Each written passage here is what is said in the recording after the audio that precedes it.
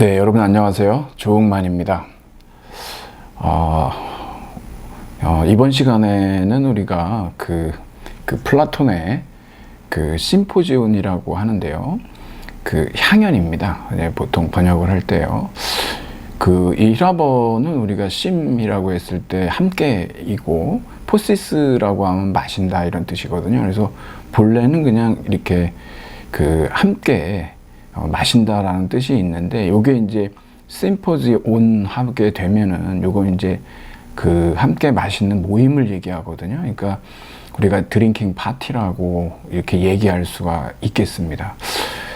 제목은 그런데요, 상당히 아이러니하게도 이 심포지온은 사실상 물론 이제 마지막에 알키비아데스의 등장으로 인해서 완전히 술판으로 바뀌어버리지만 그 전까지는 그렇지가 않다라고 하는, 술을 마시지 않거든요. 그렇게 막 대단히 이렇게 폭주하거나 그러지 않습니다.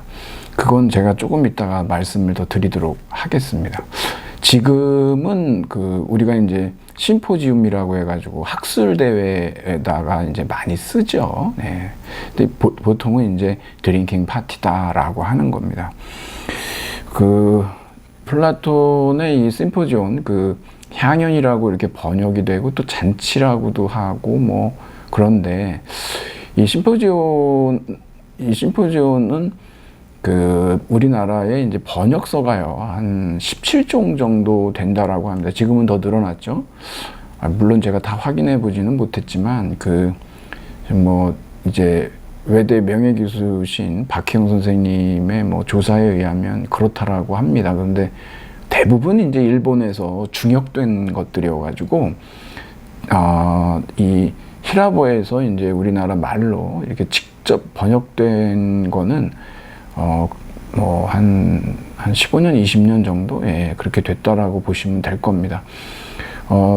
박종현 선생님의 번역도 있고요. 그 다음에, 강철웅 선생님 번역이 있고, 그리고 이제 장경춘 선생님 번역이 있습니다. 여러분들은 이제 편하신 대로 한번 살펴보실 수가 있겠습니다. 아무래도 이제 전공자들은 이러한 이제 다양한 번역서들이 등장하는 게 상당히 연구하는 데 있어서 도움이 많이 되거든요. 그래서 우리 한국 사회에서도 이 심포지온에 대한 다양한 번역서들이 이렇게 등장한다라고 하는 것은 그만큼 우리 이제 이 고대 철학계의 학문적인 성숙도, 그 다음에 이제 저변 확대 이런 차원에서는 매우 긍정적인 그러한 이제 요소라고 우리가 할 수가 있겠습니다. 우리 이제 책이 있는데요, 여러분. 제가 이제 책에 나온 대로 이렇게 하기는 좀 어렵고, 그래서 여러분들한테 따로 이제 자료를 타이핑을 해서 좀 나눠드렸는데, 우선 살짝 책을 한번 살펴보고, 그리고 여러분들이 꼭 이 수업을 지금 듣기 전에 알고 계셔야 되는 그런 부분들이 좀 있거든요. 그래서 우리가 이제 소크라티코이 로고이라고 하는 거 하고, 파이도라스티아라고 하는 소년의 요 두 가지를 여러분들이 아셔야만 우리가 이제 이 플라톤의 향연을 그래도 이제 오해하지 않고 공부할 수가 있기 때문입니다. 우선 여러분, 여기 에로스라고 하는 말이 나와요. 이건 우리가 조금 있다가 파이도로스의 연설에서 헤시오도스라고 있죠. 예. 헤시오도스의 이제 이 신통기, 여기에서 이제 우주 생성론이라고 하는 게 이제 등장을 하거든요. 그래서 거기에 나오는 내용들을 이제 파이드로스가 인용하기 때문에 그때 가서 더 얘기하도록 하는데, 이 에로스의 어떤 탄생에 대한 많은 산문 작가들의 다양한 의견들이 있거든요. 여기 보면 이제 헤시오도스의 신통기도 있고, 또 아리스토파네스의 희극을 보면요, 새라고 있거든요. 예. 이게 거의 하울의 움직이는 성의 모티브가 되지 않았나라는 생각을 좀 제가 하게 되는데, 이게 공중 성곽도시를 만들어 가지고요, 인간들이 신에게 바치는 그러한 재물의 연기를 중간에서 가로채자라고 하는 그런 계획들을 안추려내거든요. 이게 이제 우리의 다음에 우리가 살펴보게 될 아리스토파네스의 신화에서도 이런 그 모티브들을 가져다 씁니다. 아리스토파네스가 직접 등장하는 유일한 대화편이 플라톤의 대화편 중에 이 심포지온인데, 아리스토파네스하고 이 플라톤 또 소크라테스의 관계는 굉장히 또 주목할 만한 그런 사건으로 연루가 되어 있습니다. 그래서 좀 자세히 봐야 되는데 제가 천천히 설명을 해드리죠. 자, 여기에서 그 최초의 무정란에서 이 에로스가 이제 탄생하는 그런 내용도 있고, 뭐, 네, 아프로디테의 자식으로 등장을 하죠. 뭐 제우스와 디오네의 그 자식으로도 나오고 그러는데, 여기 이제 그 플라톤의 심포지온에서 이제 이 에로스를 우리는 보통 사랑이라고 이렇게 번역을 하는데, 이게 그 번역은 그렇게 하지만 의미는 대단히 다층적이고 넓습니다, 이게. 그래서 일단은 뭐 어쩔 수 없어서 사랑으로 번역을 합니다만, 우리 이 에로스, 제가 이제 헤시오도스 얘기하면서 좀 말씀을 드릴게요. 뭐 요 정도만 여러분들이 좀 알아두세요. 왜냐면 여기에 너무 많이 이렇게 내용도 정보가 제공이 되어 있는데 썩 우리가 이제 공부하는 데 있어서 그 좀 초점을 맞추려면 요 정도만 하고 넘어가고요.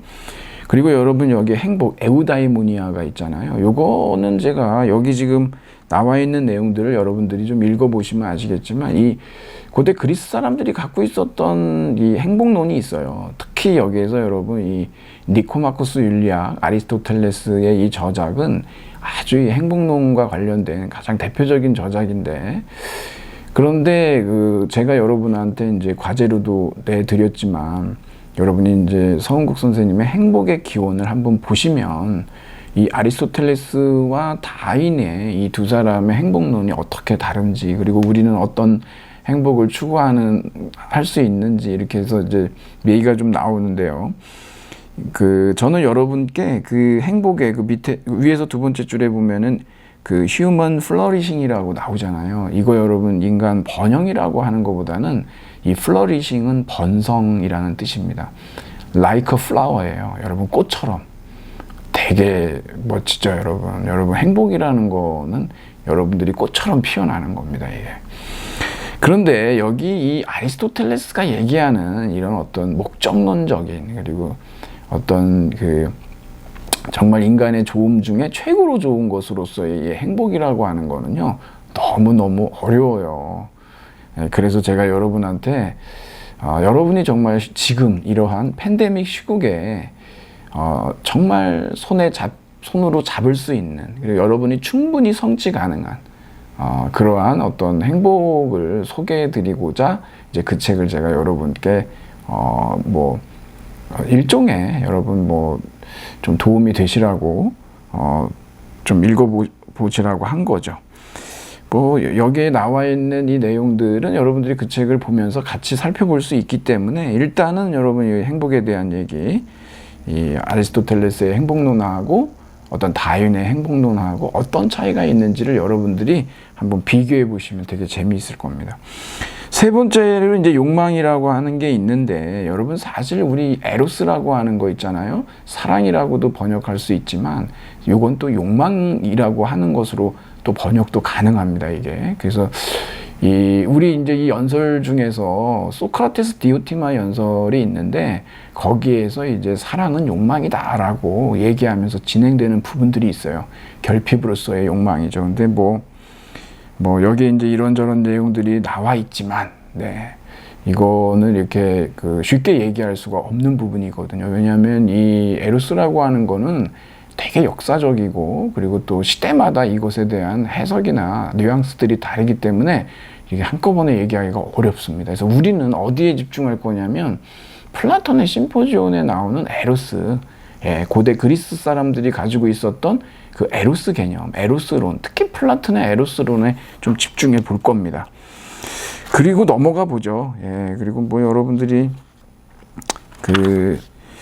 194쪽으로 한번 가볼까요? 여기에 이제 어쩔 수 없이 책이 한 2권 나와서 제가 여기에 대해서 정확하게 좀 말씀을 드리고 넘어갈 텐데, 두 번째 단락에 보면은 이제 들레즈의 앙띠 오이디푸스라고 하는 책이 있어요. 이게 이제 질 들레즈하고 펠릭스 가탈이라고 하는 사람이 공동 저작입니다. 그래서 앙띠 오이디푸스 말 그대로 여러분 뭡니까? 이제 이 오이디푸스에 반대한다는 뜻인데요. 왜 그러냐면 요 소제목이 뭐냐면 자본주의와 정신분열증이라고 그러거든요. 근데 이제 프로이트가 틀렸다는 얘기예요. 프로이트는 이제 그 신경증의 원인을 뭘로 보냐면 이 사람은 주구장창 하는 얘기가 뭐냐면 오이디푸스 콤플렉스예요. 가족주의에 빠져 있는 거죠. 하지만 프로이트도 말년에는 스스로 자기가 세워놓은 개인 심리학을 그 한계를 인정을 해요. 그래서 그 책은 뭐냐면 문명 속의 불만이라고 하는 책에서 프로이트 글 잘 씁니다. 그거 한번 읽어보시면 프로이트의 행복론이 거기서 나오는데 프로이트에겐 뭐냐고 행복 불가능해 라는 뜻이에요. 프로이트는. 근데 이 사람의 한계는 오이디푸스 콤플렉스에서 시작해서 오이디푸스 콤플렉스로 끝난다는 문제인데 그래서 이제 이 들레즈하고 가타리는 뭐라고 그러냐면 이미 현대사회의 정신분열증이라고 하는 거 어디서 비롯되는 거냐? 자본주의에서 비롯된다는 거예요. 왜 그러냐면 자본주의 사회에서 인간 욕망이 다 충족이 될 수가 있나요? 그렇지가 못하다라고 하는 것이죠. 자본주의 사회에서 인간의 욕망은 늘 좌절되게 마련이고 그래서 프로이트가 얘기하는 그러한 가족주의 담론은 더 이상 맞지가 않는다라고 하는 그러한 주장을 여기서 하고 있는 거예요. 뭐 읽으면 굉장히 좀 어렵습니다, 여러분. 한번 보시고 프로이트의 정말 그 욕망에 대한 행복에 대한 가장 그 좋은 책은 제가 지금 말씀드렸던 문명 속의 불만이에요. 그것을 여러분들이 보시면 프로이트가 이제 개인 심리학의 한계를 아주 격하게 공감하고 여기에서 이제 결국은 이제 집단 심리학이 필요하다라고 하는 주장을 하면서 프로이트는 이제 막을 내리죠. 한번 보세요, 여러분들이. 예. 하여튼 뭐 문명이라고 하는 거 프로이트는 문화하고 문명 구분 안 하거든요. 같이 씁니다. 근데 이 문명이라고 하는 것이 발전하기 위해서 인간 욕망을 계속 억제하고 억압하고 억누르죠. 그러니까 불만이 쌓일 수밖에 없잖아요. 행복할 수 있겠어요? 못하죠. 그래서 문명 속의 불만이에요. 제가 뭐 다른 얘기는 안 하고 이 195쪽의 첫 번째 단락의 마지막에 보면 이 플라톤이 성적 욕망을 통해서 행복에 도달할 수 있는 방법을 논의하고 있다 그러는데 여기서 이제 성적 욕망을 시작으로 옵니다. 시작해서 플라토닉 러브 그러면은 사람들이 정신적인 사랑 이렇게 많이들 알고 있어요. 예. 그래서 뭐 플라토니쉬 리베 뭐 이런 식으로 얘기하지만 근데 그렇지 않아요, 여러분. 이 플라톤의 이 향연을 보면은요 두 가지 사랑이 나옵니다. 수평적 사랑과 수직적 사랑이 나오는데 수평적 사랑은 우리가 볼 거예요. 아리스토파네스의 신화에서요. 정말 그 어떤 낭만적 사랑이고요. 그리고 동시에 뭐냐면 소크라테스 디오티마 연설에서 이제 드러나는 수직적인 이 사랑의 사다리가 있거든요. 그 가로대를 타고 계속 올라가다 보면 뭐까지 나오냐 그러면 아름다운 그 자체라고 하는 형상론이 나와요. 여러분 아시죠? 이데아론. 플라톤 그러면 뭐 이데아론, 형상론 그러잖아요. 이게 이제 플라톤의 아주 이 독자적인 그러한 사상으로 우리가 얘기를 하죠. 그냥 한번 얘기해 보면 여러분 사실은 플라톤의 이데아론이라고 하는 건 플라톤이 이집트를 여행을 했거든요. 그래서 이집트에서 그 영혼이라고 하는 굉장히 복잡한데 카라고 하는 게 있어요. 이집트에 카 사상이 있는데 그 KA입니다. 그 카 사상의 영향을 받아가지고 그것을 갖다가 이제 구성해 낸 게 이제 이데아론이에요. 얘기는 안 하지만 이집트의 영향을 굉장히 많이 받았죠. 하여튼 여러분들 관심 있으시면 한번 그 이집트 사자에서라고 하는 책이 있는데 그런 책도 한번 여러분 보시고 그러니까는 이 플라토닉 러브라고 하는 것은 단순히 정신적인 사랑을 얘기하는 게 아니라 한 아름다운 사람에 대한 사랑에서 시작해가지고 단계별로 오르다 보면 어디까지 가냐 그러면 거의 이제 밀교, 비교 의식이라고 할 수 있는 신비주의 있잖아요. 바로 그 아름다운 그 자체라고 하는 그 형상까지 올라갈 수가 있는 거예요. 어떤 힘으로 올라갑니까? 에로스. 바로 이 사랑, 욕망, 엄청난 힘을 가지고 있다는 거예요. 이것이 단계별로 거기까지 도달할 수가 있다라고 하는 거고, 서양 종교에서 신비주의의 시작은 바로 여기에 지금 등장하고 있는 플라톤의 심포지온에서의 이러한 그 아름다운 그 자체로의 어떤 그 단계적 비상 있잖아요. 여기서 시작합니다. 이게 나중에 이제 플로티누스한테도 가고 그러는 거죠. 뭐 하여튼 요 정도 얘기하고, 그리고 여러분하고 제가 이 내용 구분이라고 나와 있는데, 이게 이제 목차예요, 여러분. 목차. 일단 여기 아폴로도로스가 이제 등장을 하는데, 제가 여러분한테 이제 과제로 내드렸는데요. 여러분 처음에 이게 어떻게 됐냐면, 여러분 액자 소설이라고 아시잖아요. 처음에는 이제 틀 이야기가 나와요. 예, 이거 액자에 틀이 나오죠. 그게 이제 이 아폴로도로스가 이름이 밝혀지지 않은 사람들하고 이제 대화하는 내용들이 있어요. 제가 그걸 여러분한테 뭐라 그랬냐, 아폴로도로스의 서막이라고 하는데, 굉장히 복잡하고 도대체 누가 누구에게 얘기한 건지, 예, 이거 아주 복잡한 서사 구조예요. 이야기의 연쇄 구조. 누가 누구에게 얘기했든 누구는 어떻게 되고 여러분들 한번 이것을 한번 그려보세요. 면밀하고 꼼꼼하게 읽으셔야 돼요. 예. 잘 하실 수 있겠죠, 여러분. 왜냐하면 이 아폴로도로스의 서막 자체가 이렇게 이야기의 복잡한 연쇄 구조를 갖고 있는 이유는 뭐냐 그러면, 그리고 거기에서 아폴로도로스가 자기 준비돼 있다 그러면서 얘기하려고 하는 그 벗들, 그 대상들은 바로 우리예요. 이렇게 복잡한 이야기 전달 구조 속에서 우리에게 드디어 그날 있었던 그 드링킹 파티에서 있었던 그 사랑 이야기를 이제 우리가 이제 접하게 되는 거죠. 이거 복잡한데 여러분 한번 잘 그려보시기 바랍니다. 예, 맨 처음에 어떤 사람이 직접 참관한 사람이 있잖아요. 그렇죠. 아리스토데모스입니다. 이 사람은 그 자리에 참석을 했었어요. 그리고 이 사람이 이제 얘기를 전달해 줬죠. 누구에게 전달해 줬을까요? 당연히 여기에 나오는 아폴로도로스인데, 그런데 이 사람한테만 한 게 아니에요. 그래서 뭐 이렇게 하고 이러다 보면 결국 이렇게 복잡하게 틀 이야기가 이렇게 만들어져 있고, 그리고 그 안에 정말 중요한 본 이야기가 있죠. 그 틀 이야기는 바깥이고 이것이 싸고 있지만 그 안에 본 이야기가 있는데, 그 본 이야기에 이제 들어가면 이 아폴로도로스가 아리스토테모스한테 들은 얘기를 이제 하고 있는 것이죠. 그래서 우리는 그쪽으로 이제 들어가고, 그 한가운데 우리가 사진 찍을 때 아주 중요한, 내가 이제 가장 중요하게 생각하는 피사체를 아무래도 중심에 놓지 않겠습니까? 물론 뭐 예술 사진은 어떨지 모르겠지만 여하튼 간에 거기에 이제 소크라테스 디오티마 연설이 바로 그 중심에 들어가 있죠. 예, 그만큼 이제 그 무게 있고 중요하다는 뜻입니다, 이게. 제가 이거는 이제 안 읽을 겁니다. 여러분들이 읽어보시고 한번 풀어보세요. 네. 그리고 이제 여기 보면은 3번에 가보면은 이제 여기에서 향연 방식하고 주제가 결정하는 내용들이 있는데, 제가 여러분 그냥 농담으로 많이 그런 얘기를 하지만, 소크라테스가요, 항상 모른다 그러거든요. 예. 이 무지자를 자처해요. 뭐 이거에 대한 얘기를 하려면 우리가 이제 소크라테스의 또 변론도 얘기해야 하고 그러는데, 이 시치미떼기 술법이라고도 얘기하고요. 그 에이로니아라고 하거든요. 아이러니죠. 소크라테스 항상 모른다고 그러는데 되게 많이 알아요. 짜증나죠. 그래서 여러분도 한번 그런 상황에 있다고 생각해 보세요. 짜증날 겁니다. 되게. 짜증을 냈던 사람이 있어요. 저기 트라시마코스라고 소피스테스가 있는데, 국가편 일본에서 소크라테스한테 막 뭐라 그래요. 맨날 모른다고 그러면서 다 알고 있으면서 그런다고 막 이러는데, 그 심정 저도 공감하고.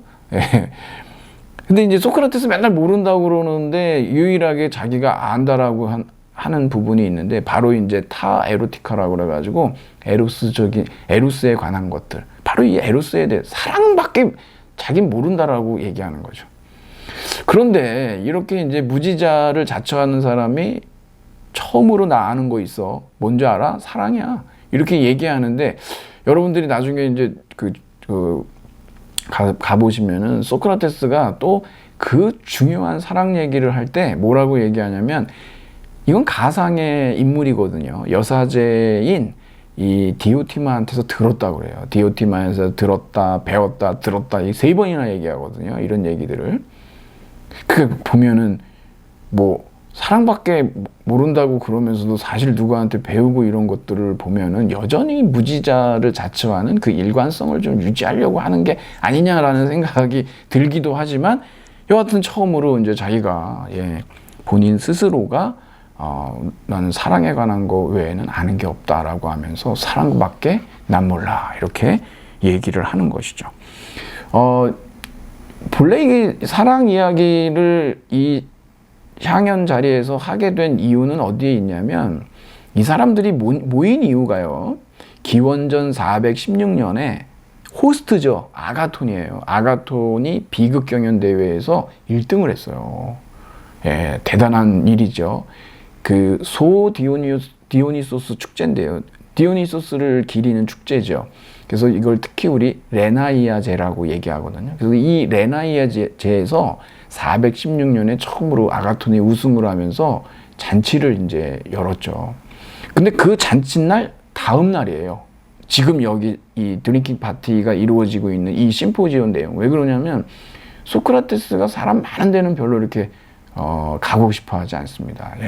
우리도 지금 방역 수치 때문에 사람들이 많이 모인 곳에는 좀 피해야 되고 하지 않습니까? 근데 소크라테스 성격 자체가 그렇게 막 사람 많은 모인 곳에 가기를 원치 않아서 자기는 그 이튿날 가겠다라고 얘기한 거죠. 그래서 이 사람들이 소크라테스 빼고 그리고 여기에 이제 같이 동반했던 아리스토데모스를 빼면은요 나머지 사람들은 어저께도 왔었고 오늘도 온 거예요. 우리 왜 이런 잔치들 며칠씩 하고 그러지 않습니까? 근데 진짜 이 사람들이 주당들이거든요. 몇 명 빼고요. 여기 파우사니아스가 맨 처음에 시작하죠. 나 술 너무 많이 마셔가지고 지금 막 머리가 지끈지끈하다. 더 이상 못 먹겠다. 다른 사람들 생각 어떠냐 그랬더니 파우사니아스도 뭐 아주 네로라 하는 술꾼이거든요. 아리스토파네스도 뭐 장난 아니에요.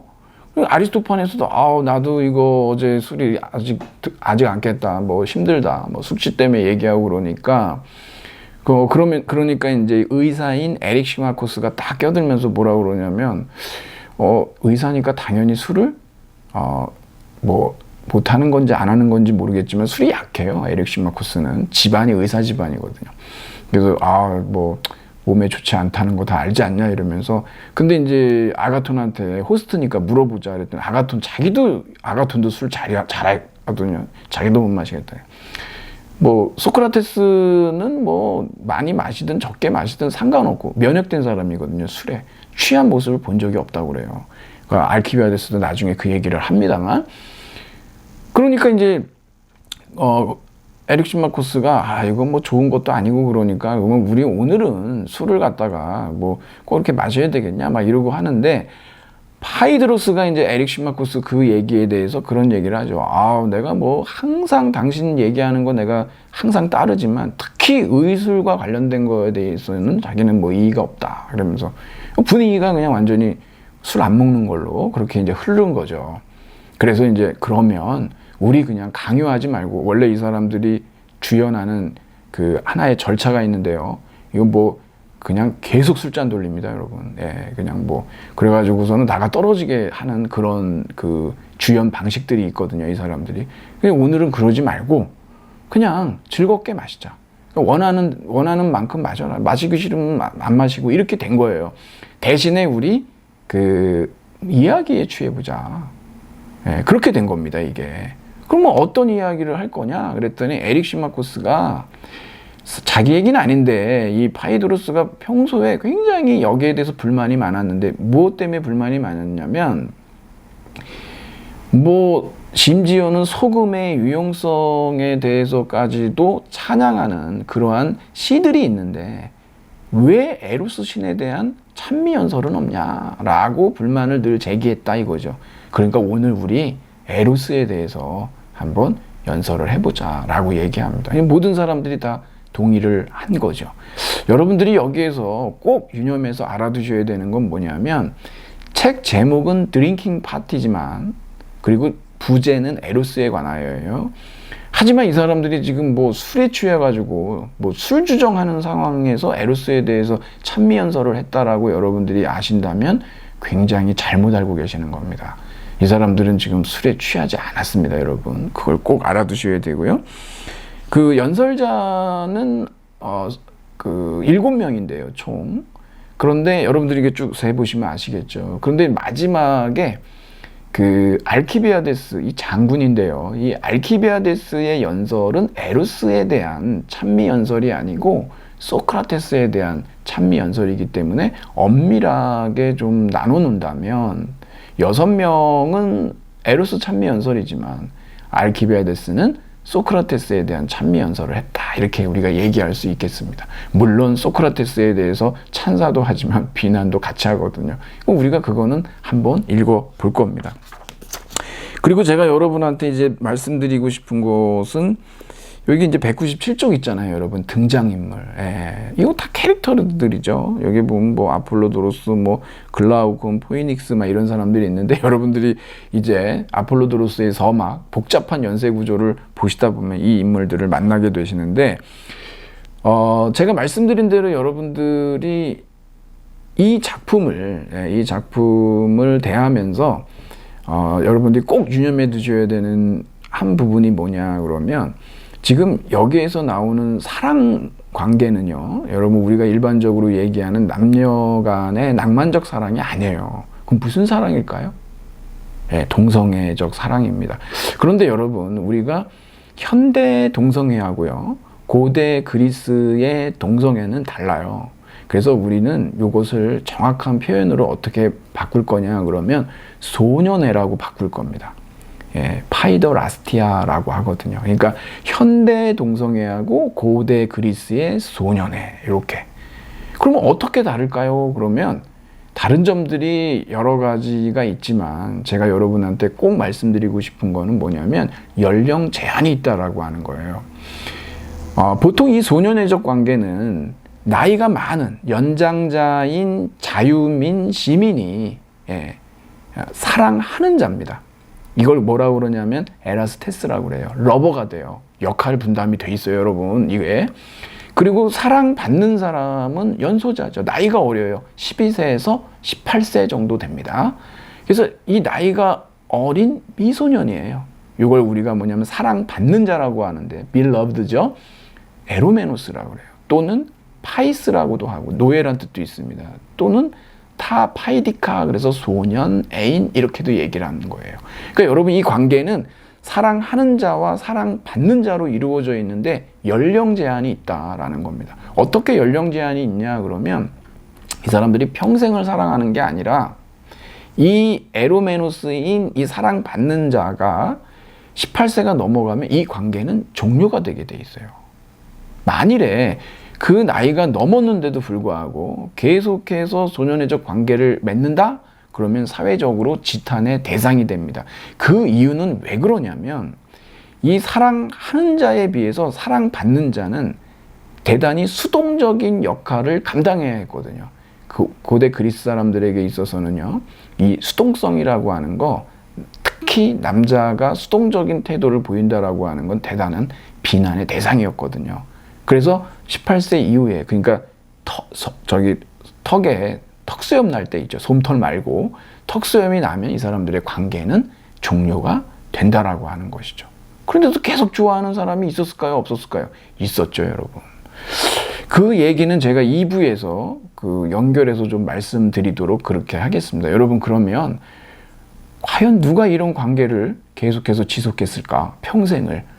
궁금증을 유발해 놓고 잠시 후에 여러분하고 얘기하도록 하겠습니다. 네.